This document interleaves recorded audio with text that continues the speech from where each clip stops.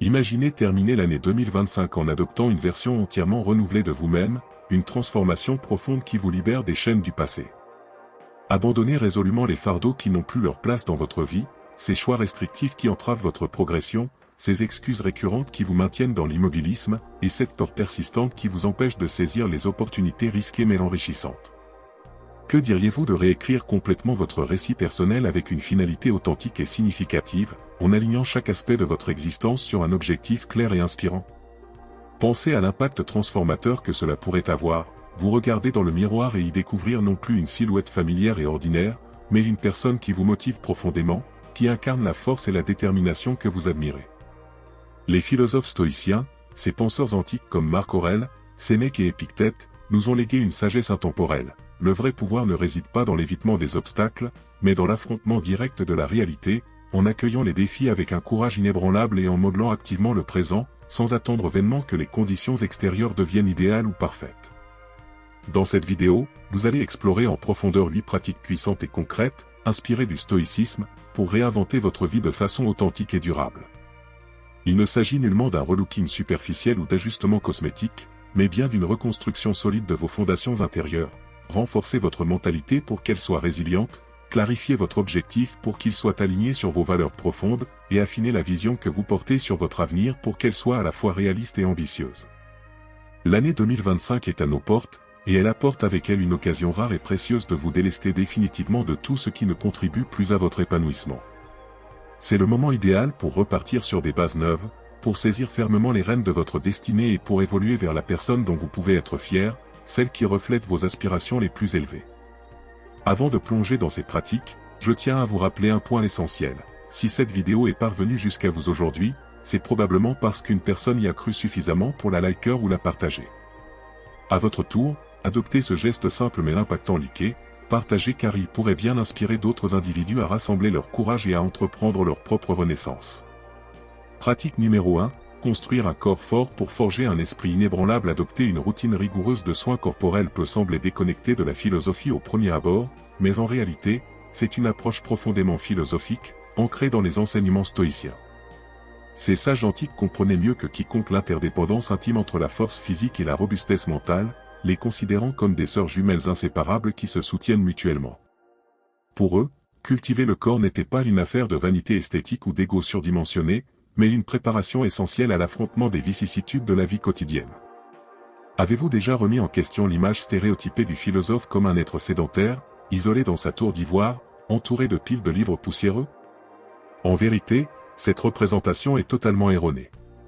Socrate, par exemple, était un soldat aguerri qui démontrait une résistance exceptionnelle au froid et aux épreuves physiques. Cléon excellait en tant que boxeur professionnel. Marc Aurèle maintenait une discipline stricte dans ses entraînements et participait à des chasses exigeantes. Quant à Sénèque, il inaugurait chaque nouvelle année par des bains dans des eaux glaciales, une pratique délibérée pour endurcir à la fois le corps et l'esprit face à l'inconfort. Ces figures stoïciennes étaient des modèles d'activité et de résilience, convaincus que l'effort physique ne se limitait pas à la surface, mais forgeait quelque chose de bien plus profond, l'âme elle-même, en la rendant capable de supporter les tempêtes émotionnelles et mentales. De nos jours, l'entraînement physique est souvent réduit à des objectifs futiles comme obtenir un « corps de plage » parfait ou poster des selfies flatteurs sur les réseaux sociaux pour impressionner les autres et récolter des likes. Mais pour les stoïciens, l'essence résidait dans une preuve intime et personnelle, se démontrer à soi-même sa capacité à persévérer. Comme l'exprimait Sénèque avec sagesse, nous traitons le corps avec rigueur pour qu'il ne devienne pas désobéissant envers l'esprit, une idée qui souligne que défier les limites physiques équivaut à bâtir une forteresse émotionnelle inébranlable. Chaque goutte de sueur versée devient un cri silencieux de maîtrise, je contrôle mon corps, et non l'inverse, affirmant ainsi une autonomie profonde sur ses impulsions et ses faiblesses. Optez pour le mouvement, que ce soit une marche revigorante en pleine nature, une session intense à la salle de sport, ou une course spontanée sous la pluie transcende la simple préservation de la santé physique.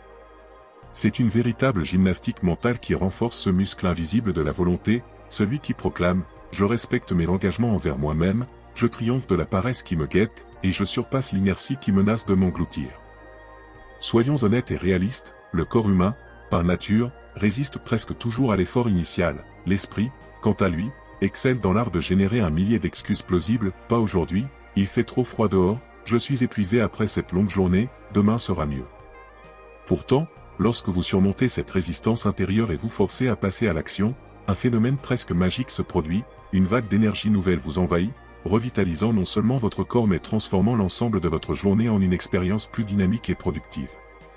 Cette énergie accrue vous équipe pour affronter les problèmes quotidiens avec une clarté d'esprit accrue, une force intérieure amplifiée et un courage renouvelé face aux adversités. L'effort physique, en fin de compte, ne se résume pas à des questions d'esthétique superficielle ou de santé basique, il vous enseigne, de manière tangible et irréfutable, que vous êtes capable de dépasser les frontières que vous vous imposez mentalement. Il sert de rappel concret et quotidien que l'inconfort n'est qu'un état transitoire, éphémère comme une ombre passagère, tandis que les bénéfices durables de le surmonter une confiance accrue, une discipline forgée perdure pour toujours, influençant positivement tous les aspects de votre existence. Ainsi, en réfléchissant à vos aspirations personnelles pour l'année à venir, posez-vous cette question introspective et puissante: quelles actions concrètes puis-je entreprendre pour fortifier mon monde intérieur tout en sculptant mon enveloppe extérieure? Chaque défi physique que vous relevez, qu'il s'agisse d'une séance de musculation ou d'une randonnée exigeante, représente un pas décisif vers la construction non seulement d'un corps plus résistant et athlétique, mais aussi d'un esprit qui refuse de plier devant les difficultés, qu'elles soient grandes ou petites. L'entraînement physique transcende largement la simple dépense de sueur et d'effort, il s'agit d'une métamorphose holistique, qui définit qui vous devenez à chaque instant où vous choisissez de vous relever, même lorsque la motivation semble absente et que le confort vous appelle. Pratique numéro 2, la compétence transformative. Maîtrisez la concentration, visualisez un instant tout ce que vous pourriez réaliser si votre esprit cessait d'être constamment tiré dans une multitude de directions contradictoires, si vous parveniez à être pleinement présent, ne serait-ce que pour quelques précieux moments. Cela paraît d'une simplicité déconcertante, et pourtant, la réalité est que nous évoluons dans un environnement moderne qui semble minutieusement conçu pour saboter notre attention, la fragmentant en une infinité de distractions. La concentration, cette compétence fondamentale et pourtant si fragile, est en train de s'étioler progressivement, non pas parce que nous en sommes intrinsèquement incapables en tant qu'êtres humains, mais parce que nous sommes assaillis de toutes parts par des interférences externes comme les notifications incessantes des applications et internes telles que les ruminations anxieuses ou les doutes persistants. Ce ne sont pas uniquement les alertes sonores de WhatsApp, les publicités omniprésentes ou les bruits ambiants de la vie urbaine qui nous détournent, ce sont aussi ces inquiétudes chroniques qui rongent notre paix intérieure, cette peur viscérale de l'échec qui nous paralyse, et même les attentes irréalistes que nous nous imposons nous-mêmes, créant un cycle vicieux de dispersion mentale. Marc Aurèle, l'un des plus éminents empereurs et philosophes stoïciens, abordait déjà ce sujet il y a des siècles dans ses écrits intimes, confronté à des distractions similaires malgré l'absence de smartphones ou de réseaux sociaux. Il affirmait que le secret d'une vie bien vécue reposait sur la capacité à se concentrer intensément à chaque instant, avec la discipline et la résolution d'un Romain antique, une métaphore évoquant une focalisation inébranlable, comme un guerrier sur le champ de bataille. Cela va bien au-delà d'une simple focalisation superficielle, il s'agit de diriger délibérément toute votre énergie vitale vers ce qui mérite véritablement votre attention, avec un sens du but clair et une intensité passionnée qui exclut les superflus. Admettre que ce n'est pas une tâche aisée est crucial, notre monde contemporain, avec ses flux constants d'informations et ses sollicitations numériques, paraît orchestré pour nous maintenir dans un état perpétuel de distraction, nous empêchant d'atteindre une profondeur réelle. Cal Newport, auteur du livre Un Full Deep Work, travailler avec concentration, explique avec pertinence que cette forme de concentration profonde, celle qui permet des accomplissements significatifs et durables, est en voie d'extinction, emportant avec elle ces rares moments où nous produisons quelque chose de vraiment impactant et innovant. Il nous rappelle que les plus grandes avancées de l'humanité, qu'il s'agisse d'inventions scientifiques ou d'œuvres artistiques, n'émergent pas du chaos du multitâche frénétique, mais de périodes prolongées d'attention ininterrompue, où l'esprit peut explorer librement et profondément un sujet. Et si vous doutez de votre propre capacité à cultiver cette compétence, rappelez-vous l'exemple de Sénèque, qui parvenait à rédiger ses œuvres philosophiques au milieu du tumulte bruyant de romantiques, avec des rues bondées et des distractions constantes autour de lui. Pourtant, il entraînait son esprit à filtrer ses perturbations, à rester ancré et ferme, déclarant avec conviction, « Tant que mon esprit reste calme et serein, aucun bruit extérieur ne peut me perturber durablement. » Cela ne signifie pas qu'il était immunisé contre les défis ou les tentations, au contraire, cela indique qu'il avait élevé la concentration au rang de pratique quotidienne délibérée, un exercice mental répété avec constance. Car la concentration n'est pas un don inné réservé à une élite, mais bien un entraînement accessible à tous, similaire à un muscle qui se développe progressivement avec la pratique et la persévérance. Vous n'avez pas à viser la perfection dès le départ, ni à réussir à chaque tentative, l'important est de commencer modestement et de progresser pas à pas. Aujourd'hui même, sélectionnez une seule activité, une tâche unique et dédiez-lui toute votre attention individuelle. Cela pourrait signifier éteindre votre téléphone portable pendant une heure entière pour éviter les interruptions, écouter attentivement une conversation sans anticiper mentalement votre réponse, ou achever une mission simple sans vous laisser distraire par d'autres pensées ou sollicitations. Marc Aurèle nous rappelle avec sagesse que le présent est la seule réalité tangible que nous possédons véritablement, et qu'il mérite notre engagement total. Si vous ne devez cultiver qu'une seule compétence cette année, que ce soit celle d'être pleinement ancré là où vous êtes physiquement et mentalement, car les bénéfices se répercutent sur tous les domaines de votre existence. En maîtrisant la concentration, vous ne transformez pas seulement votre productivité professionnelle, vous enrichissez l'ensemble de votre vie, en rendant chaque moment plus riche, plus intentionnel et plus satisfaisant. Pour lancer ce processus dès maintenant, je vous propose un défi concret et accessible. Abonnez-vous à cette chaîne pour rester connecté à ces inspirations, likez cette vidéo pour marquer votre engagement, et commentez ci-dessous avec la date d'aujourd'hui, cela servira de point d'ancrage symbolique pour votre parcours. À partir de cet instant, vous allez entraîner votre esprit à habiter pleinement le ici et maintenant, à se concentrer exclusivement sur ce qui compte vraiment pour vous. Parce qu'en fin de compte, ce qui distingue une vie ordinaire d'une vie exceptionnelle, ce ne sont pas les distractions inévitables qui nous entourent, mais les choix conscients que nous faisons pour construire, brique par brique, instant après instant, un édifice personnel solide et épanoui.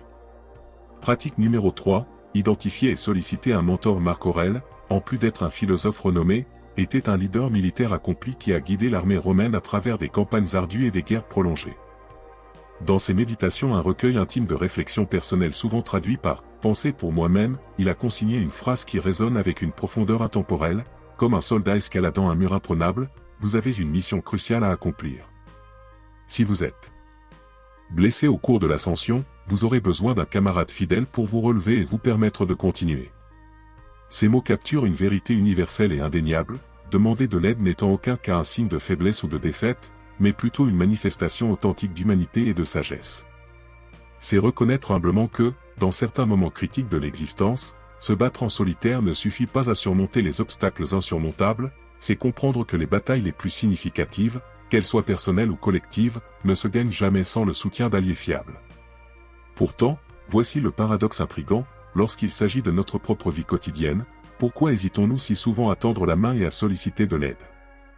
Comme si admettre nos limites, que nous ne détenons pas toutes les connaissances, que nous n'avons pas toutes les réponses prêtes était une source de honte profonde. Au lieu de cela, nous choisissons trop fréquemment l'isolement volontaire, feignant que tout va pour le mieux, et continuons à accumuler un poids écrasant sur nos épaules, comme si porter seul ce fardeau était un emblème de force inébranlable. Or, ce n'est absolument pas le cas, au contraire, cela peut s'avérer contre-productif et épuisant.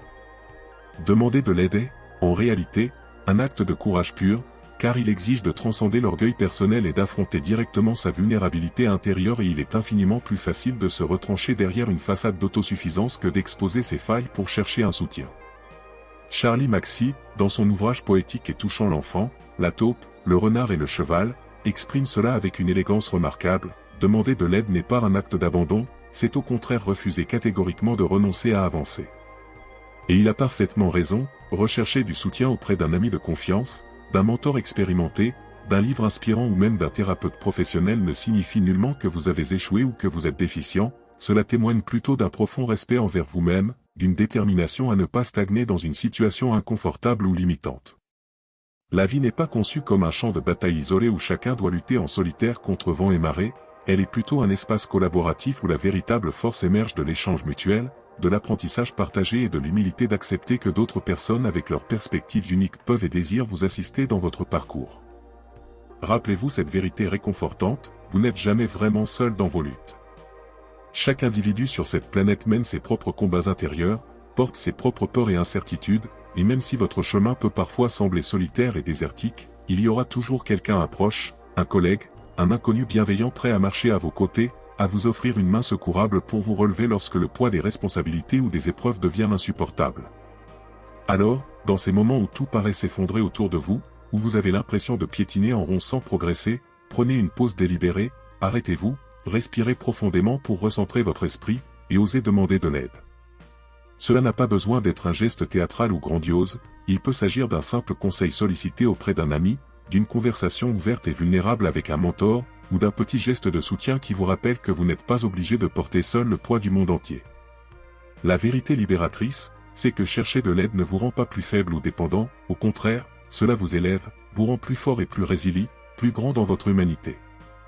Parce que la vie n'est pas une quête illusoire d'invincibilité absolue, mais plutôt une invitation à cultiver le courage nécessaire pour persévérer, même lorsque les obstacles semblent insurmontables et que le chemin devant vous est obscur. Et au bout du compte, ce qui compte vraiment par-dessus tout, c'est que vous ne renonciez jamais à vous-même, jamais à votre potentiel infini de croissance et de transformation. Pratique numéro 4, adopter une nouvelle attitude mentale. Sénèque, avec sa perspicacité légendaire, nous met en garde contre une illusion courante, vous devez changer votre esprit, et non votre lieu de résidence, car vos failles et vos travers vous accompagneront partout où vous irez. Combien de fois avez-vous caressé l'idée que tout serait radicalement différent si vous pouviez simplement vous transporter ailleurs dans une nouvelle ville vibrante, un emploi plus stimulant, ou une relation plus épanouissante? Il semble toujours que la solution miracle se trouve à l'extérieur de nous-mêmes, comme si un changement d'environnement extérieur pouvait magiquement instaurer la paix intérieure et le bonheur durable que nous recherchons si ardemment. Mais Sénèque, dans sa sagesse stoïcienne, nous avertit avec fermeté, ce qui vous entrave véritablement dans votre croissance personnelle, ce ne sont pas les circonstances extérieures fluctuantes, mais bien les bagages intérieurs que vous portez, vos peurs irrationnelles, vos habitudes néfastes enracinées, et vos croyances limitantes qui vous suivent fidèlement, comme des ombres persistantes, ou que vous alliez dans le monde. Imaginez, par exemple, une personne qui décide impulsivement de déménager dans un nouvel endroit en quête d'ordre et de tranquillité accrue. Une fois les cartons déballés et l'installation achevée, elle réalise avec consternation que le chaos intérieur est toujours présent, intact et omniprésent. Pourquoi ce constat amer? Parce qu'elle a transporté avec elle ses habitudes désorganisées, ses schémas de pensée négatifs, qui n'ont pas disparu par le simple fait d'un changement géographique. La vérité inconfortable, c'est que modifier son décor sans entreprendre une transformation personnelle profonde équivaut à repeindre un mur rongé par la moisissure sans traiter la cause racine du problème. La surface peut paraître fraîche et attrayante pendant un court laps de temps, mais la détérioration sous-jacente ressurgira inévitablement, plus virulente que jamais. Et admettre cette réalité n'est pas une mince affaire. Il est infiniment plus confortable et rassurant de pointer du doigt les facteurs externes, un travail stressant, un patron exigeant, ou même les embouteillages quotidiens pour expliquer nos malheurs et nos frustrations. Pourtant, tant que nous persistons dans cette quête de solutions extérieures illusoires, nous restons prisonniers d'un cycle de déception, incapables de briser les chaînes de nos propres limitations. Sénèque nous lance un défi direct et provocateur avec une autre phrase marquante: si vous voulez échapper à vos problèmes persistants, vous n'avez pas besoin de voyager ailleurs, vous devez devenir une personne différente, transformée de l'intérieur. Il ne s'agit pas ici d'abandonner votre identité fondamentale ou de renier qui vous êtes au plus profond, mais plutôt de vous défaire méthodiquement de ce qui vous retient inutilement, ce comportement toxique, cette pensée récurrente qui vous sabote, ou cette habitude obsolète qui n'a plus sa place dans la version évoluée de vous-même. Reconnaître que le problème pourrait bien résider en vous-même, plutôt qu'à l'extérieur, n'est pas un aveu de faiblesse ou d'échec, au contraire, c'est un acte de courage exceptionnel qui ouvre la porte à une véritable libération. Et c'est précisément à cet instant que la magie opère, vous reprenez le contrôle total de votre destin, car si le problème est intérieur, alors la solution l'est également, attendant patiemment d'être activée par vos efforts conscients. Transformer votre vie de manière durable commence par des choix quotidiens intentionnels, cessez de fuir les réalités inconfortables, arrêtez de vous distraire avec des palliatifs temporaires, et enfin osez regarder en face ce qui compte vraiment: votre perception de vous-même, vos réactions aux événements du monde, et la manière dont vous naviguez dans les défis. Cela implique de réviser en profondeur vos habitudes quotidiennes, de questionner avec rigueur vos croyances anciennes et potentiellement limitantes, et d'entreprendre de petits pas concrets dans la direction souhaitée, même si cela semble modeste au départ. Bien sûr, ce processus ne sera pas exempt de difficultés. Grandir personnellement implique souvent une certaine douleur, un inconfort nécessaire pour briser les coquilles protectrices. Se confronter dans le miroir et admettre que des changements intérieurs sont indispensables peut être une expérience déstabilisante, mais c'est exactement là que naît la transformation authentique et durable. Le stoïcisme, en tant que philosophie pratique, ne promet pas une existence exempte de tourments ou parfaite en tout point. Il enseigne plutôt que la paix intérieure véritable ne dépend nullement de votre localisation géographique ou de vos circonstances extérieures, mais exclusivement de l'identité que vous choisissez consciemment d'incarner chaque jour. Vous pouvez changer de ville, de carrière, voire de pays entier si vous le désirez, mais si vous ne modifiez pas fondamentalement votre état d'esprit et vos patterns intérieurs, vos problèmes récurrents vous rattraperont inévitablement, comme un écho persistant. Par conséquent, la question essentielle à vous poser n'est pas « où puis-je m'enfuir pour échapper à tout cela ?», mais plutôt « comment puis-je grandir et évoluer grâce à ces expériences ?» Le pouvoir immense de réécrire votre histoire personnelle repose entièrement entre vos mains, ne fuyez plus les ombres intérieures, affrontez-les avec courage, et rappelez-vous que la paix tant recherchée ne se trouve nulle part ailleurs dans le vaste monde, elle réside profondément en vous, prête à émerger lorsque vous choisissez de la cultiver. Si ce message résonne particulièrement en vous et éveille une étincelle de reconnaissance, je vous invite à vous abonner à cette chaîne pour plus d'inspirations similaires, à liker cette vidéo pour marquer votre accord, et à la partager avec quelqu'un de votre entourage qui pourrait en bénéficier car parfois, un simple partage peut être le catalyseur d'un changement profond chez autrui.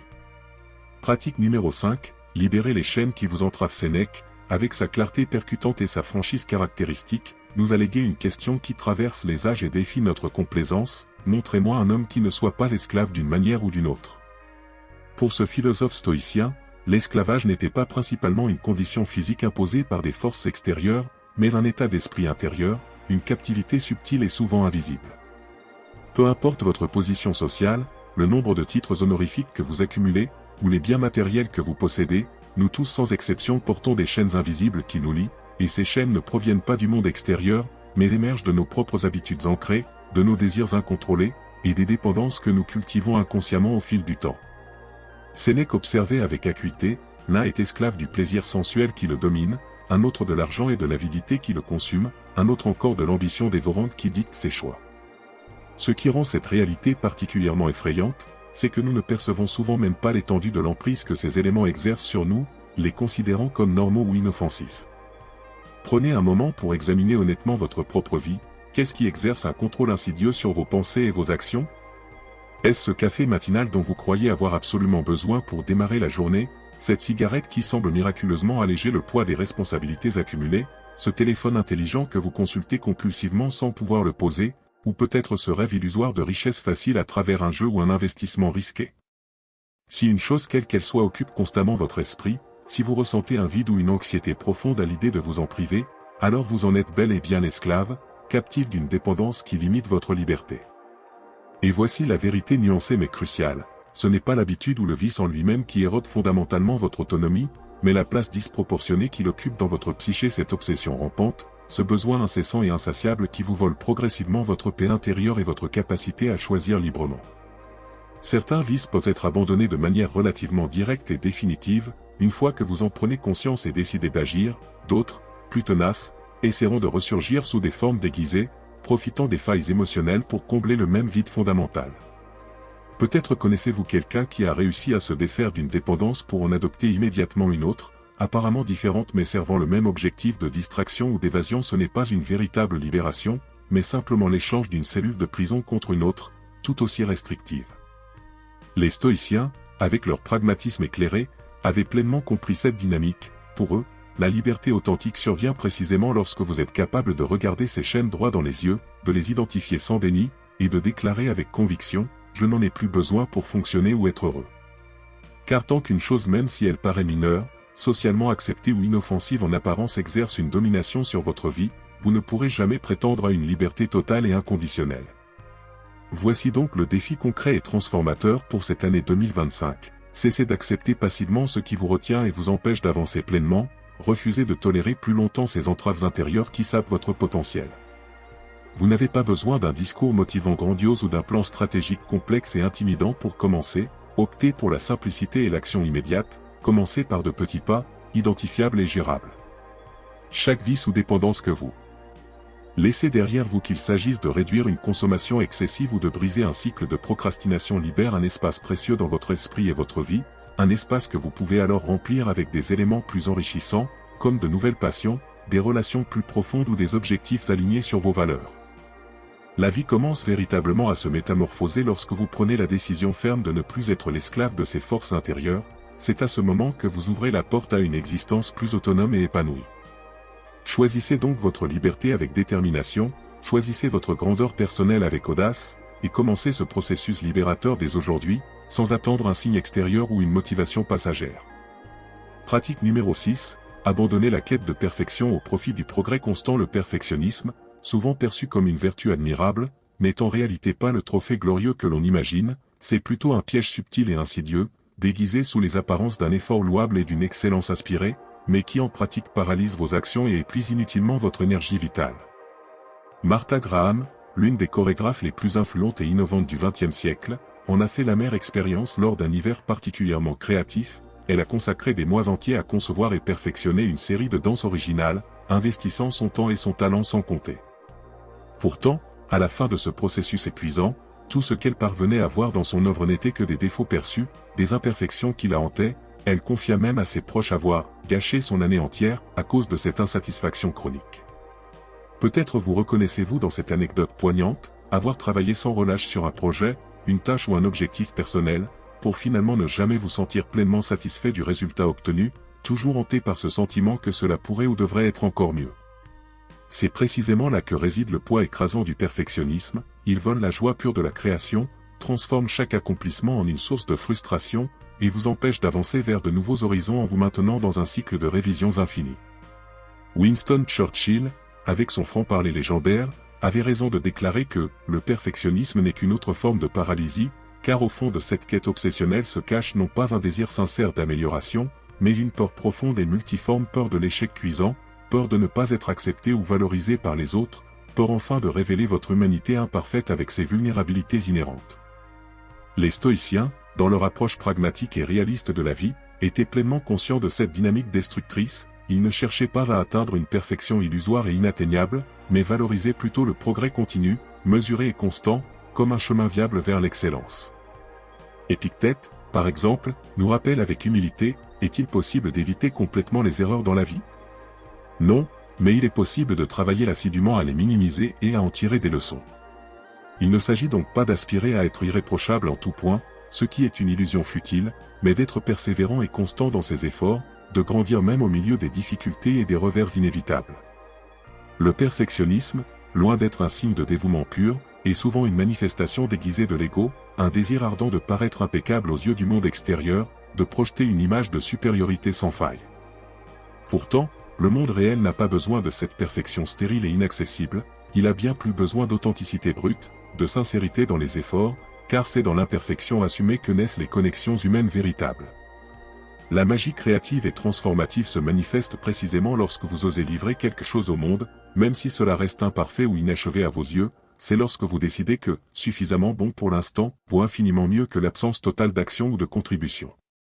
Le progrès authentique n'est accordé qu'à ceux qui possèdent le courage de terminer un projet, de recommencer avec les leçons apprises, et d'apprendre continuellement tout au long du processus, sans se laisser figer par la peur de l'erreur.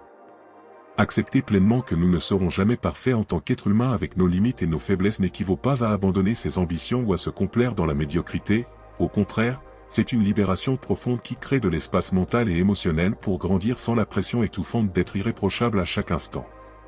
C'est arrêter de repousser indéfiniment les deadlines auto-imposées, cesser d'attendre ce mythique moment parfait qui n'arrive jamais, et choisir d'agir avec les ressources et les compétences que vous avez à disposition ici et maintenant. Alors, cessez de vous imposer des standards inatteignables qui ne font que vous épuiser, terminez ce que vous avez entrepris, même si cela n'atteint pas la perfection idéale, et accueillez vos défauts perçus comme des composantes essentielles de votre humanité unique. Car ce sont précisément ces imperfections qui vous rendent relatable, authentique et capable de croissance.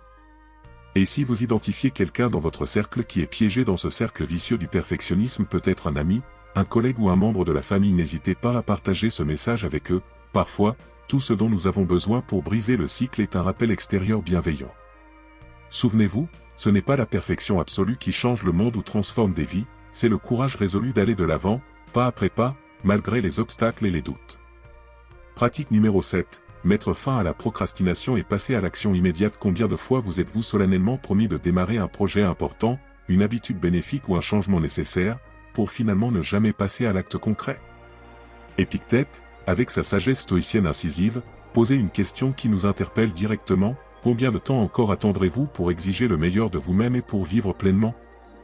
Vous connaissez parfaitement ce que vous devez faire, les étapes sont claires, les bénéfices évidents, et l'opportunité est là, juste devant vous. Pourtant, au lieu de saisir le moment et d'agir, vous vous accrochez désespérément à une litanie d'excuses familières.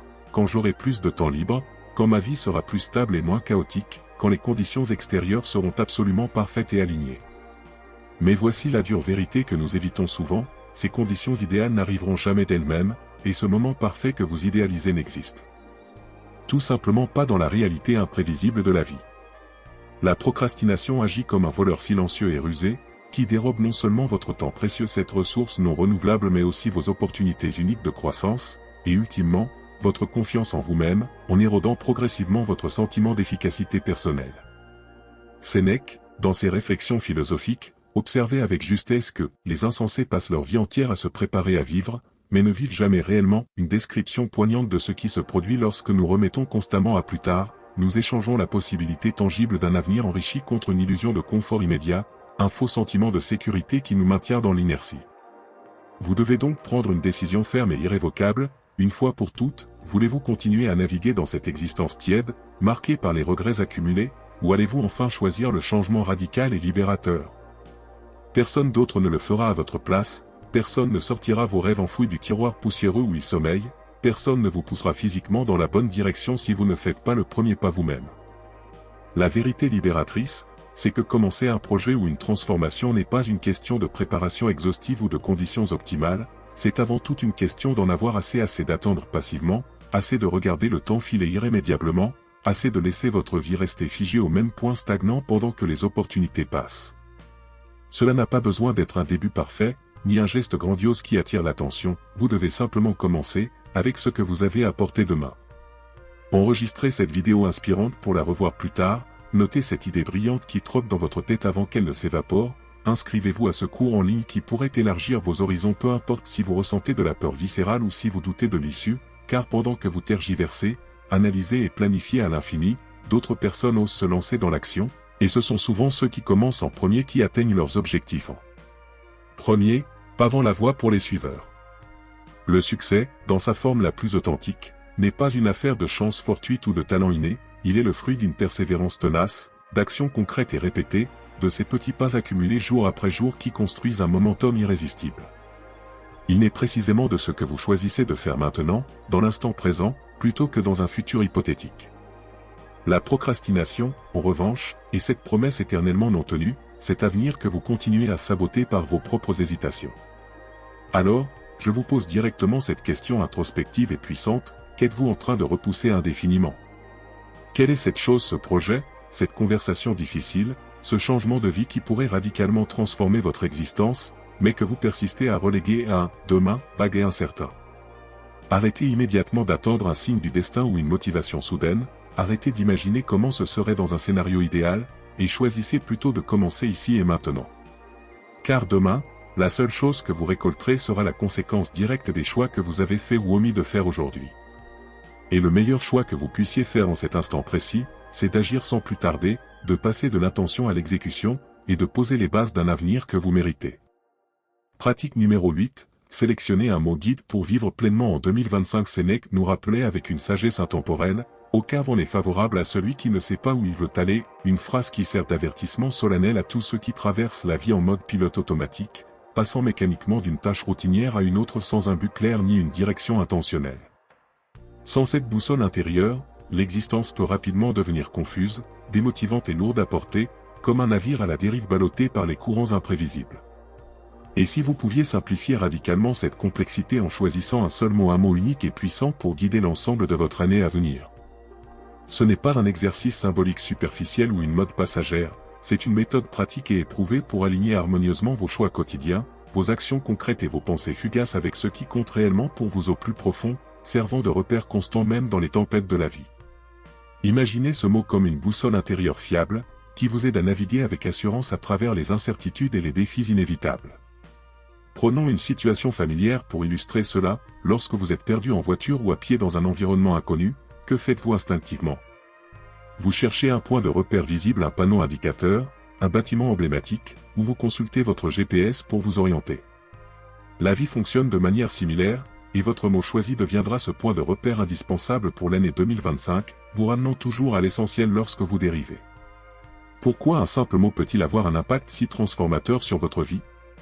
Considérez ceci, vous commencez souvent l'année avec une liste ambitieuse d'objectifs, retrouver une forme physique optimale, gérer vos finances avec plus de sagesse, booster votre productivité au travail, cultiver des relations plus profondes. Mais inévitablement, des imprévus surgissent, des factures inattendues qui déséquilibrent votre budget, des problèmes professionnels qui absorbent votre énergie, des conflits personnels qui minent votre morale. Ces objectifs initiaux paraissent alors lointains et inaccessibles, et la motivation initiale s'évapore progressivement. C'est précisément dans ces moments de turbulence que votre mot guide devient un outil essentiel et puissant. Il est simple dans sa forme, mais d'une profondeur immense, car il vous reconnecte instantanément à vos priorités fondamentales, coupant court aux distractions. Par exemple, si votre mot est « équilibre », il vous rappellera constamment de prendre soin de votre santé physique sans négliger vos liens sociaux précieux, de prioriser des moments de repos bien mérités sans sacrifier vos responsabilités professionnelles, créant ainsi une harmonie globale dans votre quotidien. Si votre mot est « courage », il vous poussera à engager cette conversation difficile que vous évitez depuis trop longtemps, à quitter un emploi toxique pour une voie plus alignée, ou à dire « non » fermement lorsque cela s'impose pour protéger vos limites. Si votre mot est « légèreté », il vous aidera à ne pas prendre chaque événement trop au sérieux, à rire ouvertement de vos erreurs pour en tirer des leçons sans culpabilité, et à savourer pleinement les petits moments de joie qui parsèment la vie. Personnellement, j'ai choisi le mot « tempérance » pour guider mon propre parcours, dans un monde contemporain qui glorifie les excès, que ce soit en termes de travail acharné, de consommation effrénée ou de préoccupation constante. Ce mot m'a enseigné à rechercher activement un équilibre modéré et sain. La tempérance m'a appris à m'arrêter délibérément avant d'accepter chaque nouvelle demande, à réfléchir calmement avant d'agir sur une impulsion passagère, et à cultiver une harmonie intérieure même au milieu des journées les plus chaotiques et imprévisibles. Avant d'adopter ce guide, je réagissais souvent de manière automatique et réactive aux situations, mais avec la tempérance comme encre, je me suis habitué à me poser des questions essentielles. Est-ce vraiment important pour moi, ou suis-je en train de diluer mes énergies sur des priorités secondaires? Le résultat a été une paix intérieure profonde que je n'avais jamais connue auparavant. En trouvant cet équilibre, j'ai également libéré du temps précieux pour les activités et les relations qui me rendent véritablement heureux et épanoui.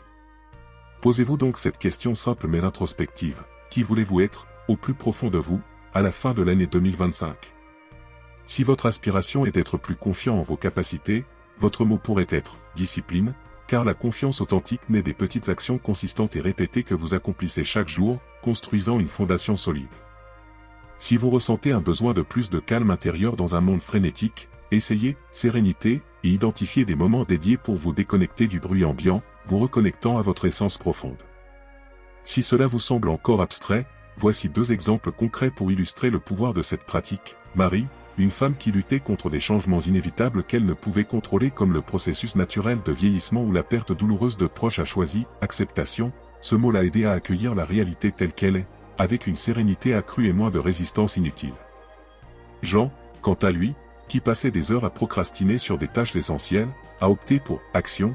Il a affiché ce mot sur le miroir de sa salle de bain, et chaque fois qu'une hésitation surgissait, il se le répétait comme un mantra, ce qui l'a motivé à compléter une formation professionnelle, à démarrer une routine sportive régulière, et même à négocier une augmentation salariale méritée.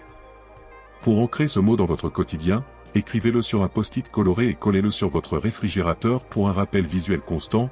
Définissez-le comme fond d'écran sur votre téléphone portable pour qu'il apparaisse à chaque déverrouillage, ou utilisez-le comme mot de passe pour votre ordinateur, transformant une routine banale en un rappel intentionnel. L'essentiel est qu'il reste toujours visible et accessible, afin que dans les moments de doute, de confusion ou de distraction, vous puissiez rapidement revenir à votre intention fondamentale. L'année 2025 peut marquer un tournant décisif. Ce pourrait être l'année où vous ne vous contentez plus de réagir passivement aux problèmes qui surgissent, mais où vous commencez activement à construire quelque chose de plus grand, de plus significatif pour vous-même et pour ceux qui vous entourent. Choisissez donc votre mot avec soin, laissez-le devenir votre étoile polaire personnelle, vous guidant vers une année plus intentionnelle, alignée sur vos valeurs et profondément épanouie. Si vous êtes arrivé jusqu'à la fin de cette exploration détaillée, commentez ci-dessous avec le mot « courage » pour marquer votre engagement, et merci sincèrement d'avoir regardé et investi votre temps dans cette réflexion.